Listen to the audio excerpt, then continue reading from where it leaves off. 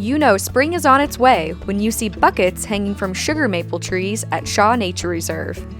Typically occurring 3 weeks between the end of January to early March here in Missouri, the flow of sap is largely dependent on freezing nights and thawing days. Creating syrup from tree sap can be a lot of work, but the delicious reward is well worth it. Let's walk through the process from sap to syrup to see how it's done. The first thing you need to do is properly identify and age your sugar maple tree. Typically, trees 40 years of age or older are appropriate to tap. One way to quickly age a tree is to give it a hug. If you are able to hug a tree without touching your opposite elbow, it's old enough to tap. Not only is choosing an old enough tree important, it's also important to choose a good tap location. You want to avoid tapping a tree directly above, below, or across a previous year's tap scar. You may also tap on the south-facing side of the tree where it receives more heat from sunlight or above a large, healthy root.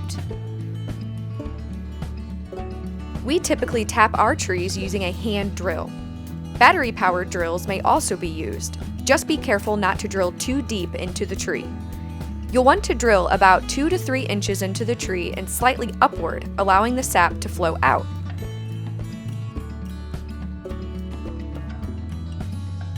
Then, use a small stick to remove any sawdust from the hole. Spiles come in many shapes and sizes. We use both plastic and metal. The size of your spile will determine the diameter of your hole and the drill bit you need to use. It's a good idea to drill a hole slightly smaller than the diameter of your spile to ensure it stays snug. You can see on this metal spile we also have a hook. This will be for the bucket to hang on. It's important to put the hook on before tapping. Once you are ready, give the spile a few good taps with a hammer to make sure it's snug.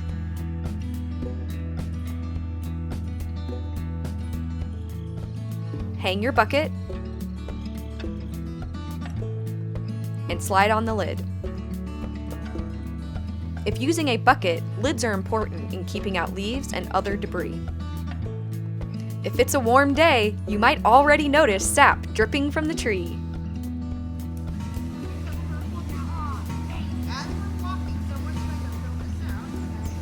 We now use a combination of metal and plastic buckets, each with their own benefits. Metal buckets tend to warm more quickly, melting frozen sap.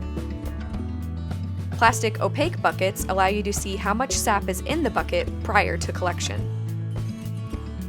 At Shaw Nature Reserve, we typically tap anywhere from 25 to 50 trees each year for education programs. Depending on the weather, sometimes buckets need to be collected twice a day. All that work is a lot for our staff, and sometimes we need to call for helping hands. Bring in the students!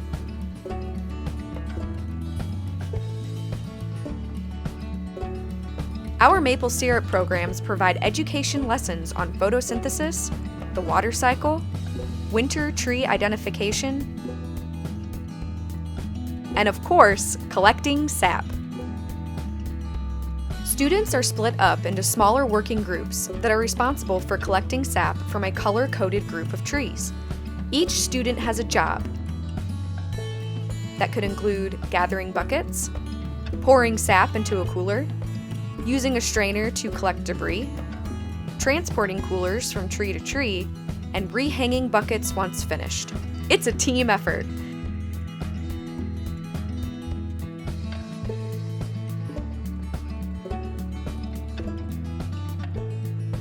Every last drop is collected, and that includes ice.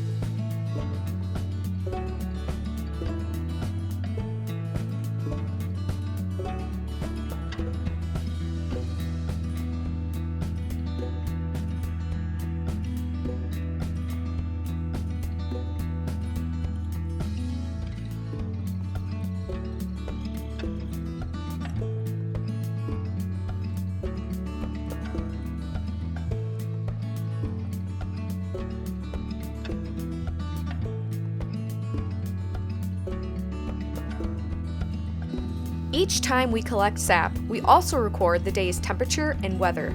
We keep a yearly log of each grouping of trees to see how sap collection changed from year to year. And then it's time to transport the collected sap to the evaporators.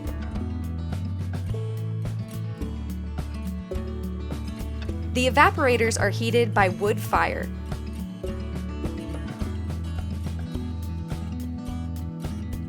It takes 40 gallons of sap to produce 1 gallon of syrup. Through this process, we are essentially needing to evaporate a lot of water from the sap, and what's left behind is delicious, sugary syrup. We use 2 evaporators outside. Sap is first poured into the larger evaporator. Once this boils down, we transfer this sap to the smaller evaporator and keep boiling. After all the sap is collected and emptied into the evaporator, it's time for the students to head back to school. But not before tasting some of last year's delicious syrup.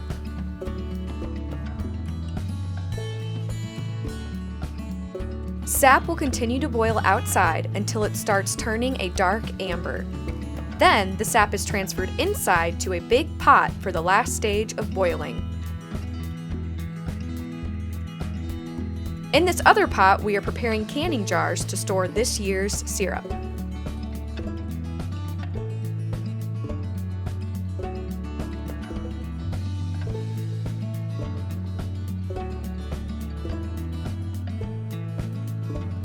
Knowing when the sap has turned to syrup can be a tricky process.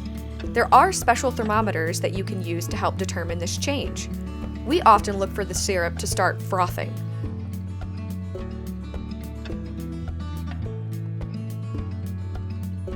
Once we see this, we take the whole pot off the heat and put it back on until it starts frothing again.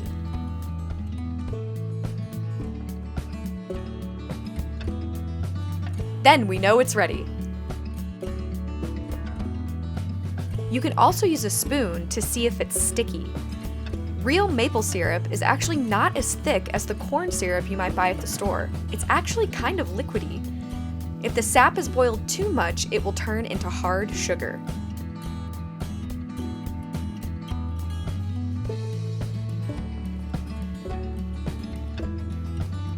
A cloth filter is used to remove any small particles of debris.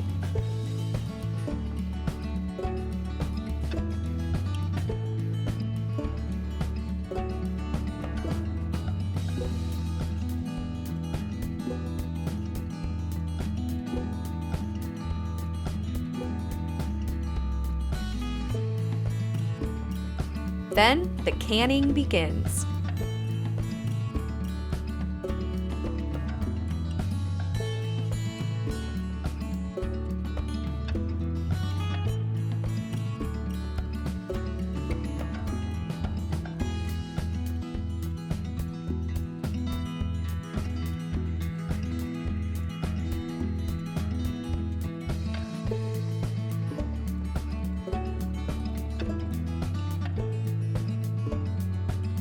After canning, it's time to do the dishes. It's important to keep all your supplies clean from year to year. This also includes your sap collecting materials, unless you want an army of ants inside your storage area. The syrup jars are then left to sit and cool.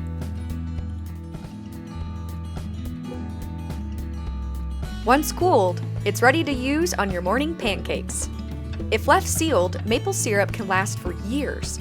Once opened, it needs to be stored in the refrigerator and used within 2 years. Syrup comes in grades, largely dependent on sugar content and when the sap was collected, early or late in the season. Tapping trees has little to no impact on the health of a tree. Less than 10% of a tree's sap is collected. Some larger trees can even hold multiple taps in one season. And maple isn't the only tree you can tap. There are many other tree species that produce delicious syrup. There's a lot more to learn at Shaw Nature Reserve. Visit shawnature.org for more information on our upcoming school or adult and family programs focused on maple syrup.